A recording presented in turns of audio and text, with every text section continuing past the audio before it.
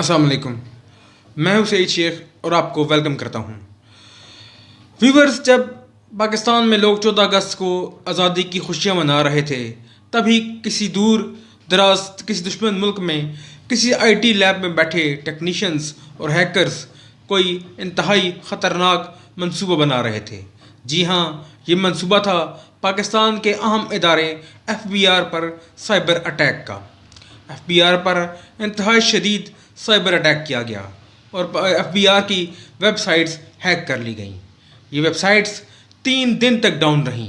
3 दिन बाद इस पर आने वाले इश्यूज़ को फिक्स किया गया। सवाल ये है कि हमारी हुकूमत आईटी के फ़रोग़ के दावे करती है। वफाकी काबीना का सारा डाटा डिजिटलाइज कर दिया गया है। डिजिटाइजेशन का दौर है। ये एक अच्छी बात है कि पाकिस्तान में डिजिटल इनकलाब आना चाहिए, लेकिन क्या हमारे इदारे इतनी अहलियत भी नहीं रखते कि एक अहम इदारा जो कि पाकिस्तान का फाइनेंशियल नर्व है, उस पर होने वाले अटैक को रोका जा सकता? आपको पता है एफबीआर में कैसा कैसा रिकॉर्ड होता है। तमाम ट्रांजैक्शंस का आउटफ्लो और इनफ्लो का रिकॉर्ड एफबीआर में होता है। कोई कितना टैक्स देता है, कोई कितनी तजारत करता है, कोई पाकिस्तान से बाहर कितने असासों का मालिक है, उसने कितने असासे बनाए हुए हैं, उन सब का सारा रिकॉर्ड एफबीआर में होता है। और एफबीआर की वेबसाइट 3 दिन तक डाउन रही। हैकर्स ने खुदा जाने इसके साथ क्या क्या किया होगा, कितना डाटा लीक हुआ होगा और कितना डाटा एक्सप्लॉइट किया गया होगा और कितना डाटा मैनिपुलेट किया गया होगा। इस बारे में अभी तक किसी को कुछ नहीं मालूम और किसी को कुछ भी नहीं बताया जा रहा।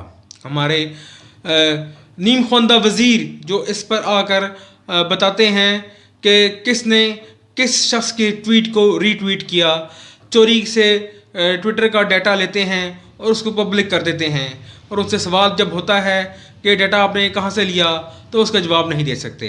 लेकिन उनको ये ख़बर नहीं हुई कि पाकिस्तान का एक अहम इदारा जिससे पाकिस्तान की पूरी मईशत मुंसलिक है, जो मईशत को चलाने का ज़िम्मेदार है, उस इदारे का डाटा हैक कर लिया गया।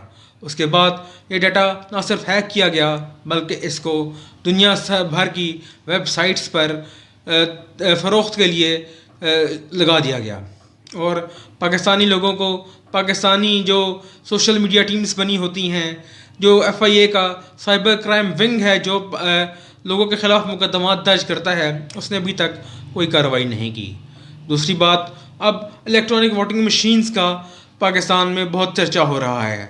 इस बारे में हुकूमत तुंद व तेज़ बयान दे रही है और दावे कर रही है, और ये भी दावे कर रही है कि अपोजिशन शायद धांधली नहीं कर सकेगी। इस हुकूमत का मौक़िफ़ है कि धांधली अपोजिशन करती है, ये हुकूमत तो नहीं करती।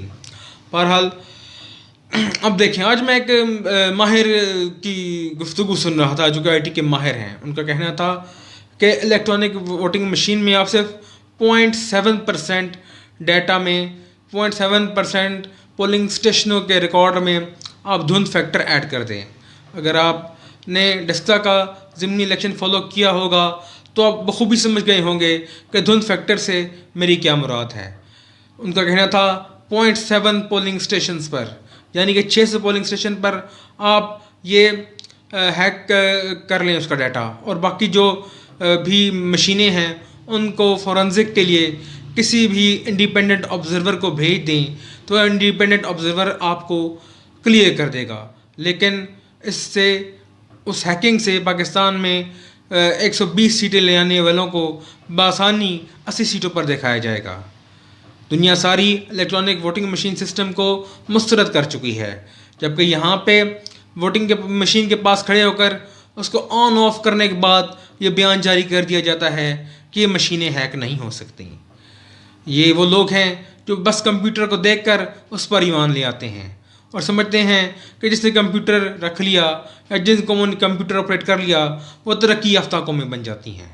जबकि सबसे गैर महफूज तरीका इलेक्ट्रॉनिक वोटिंग मशीन है।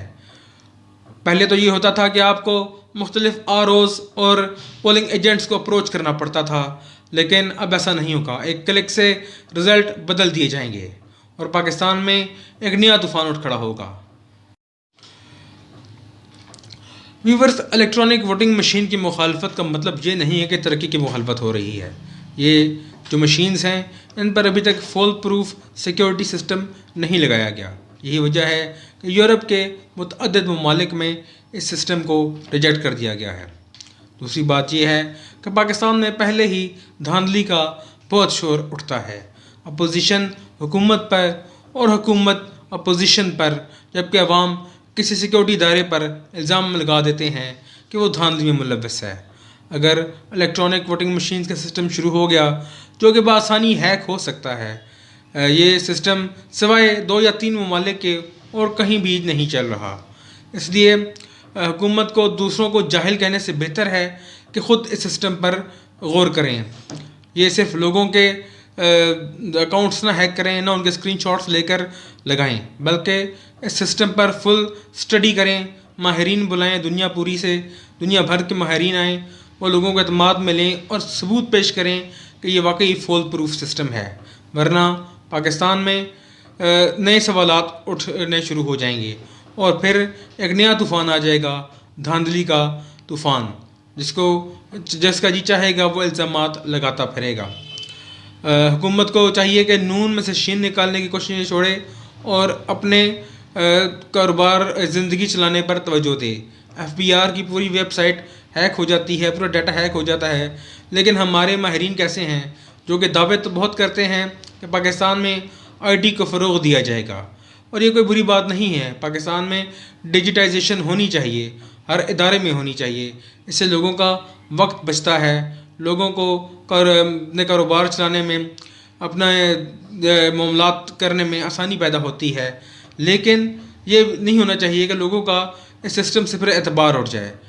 فرض کریں آج FBR کی ویب سائٹ ہیک ہوئی ہے، کل کو خدا نخواستہ اسٹیٹ بینک پر کوئی اٹیک ہو جاتا ہے، کوئی سائبر اٹیک ہو جاتا ہے، تو کیا ہوگا؟ پاکستان میں افراتفری پھیل جائے گی، لوگ دھڑا دھڑ اپنے اکاؤنٹس بند کرنے شروع کر دیں گے. یہاں پر تو ویسے بھی پینک سچویشن بہت جلدی کریٹ ہوتی ہے. ذرا سا کوئی ایسا ہوتا ہے تو لوگ بینکوں کے آگے لائنوں میں کھڑے ہوتے ہیں اپنی رقوم نکلوانے کے لیے.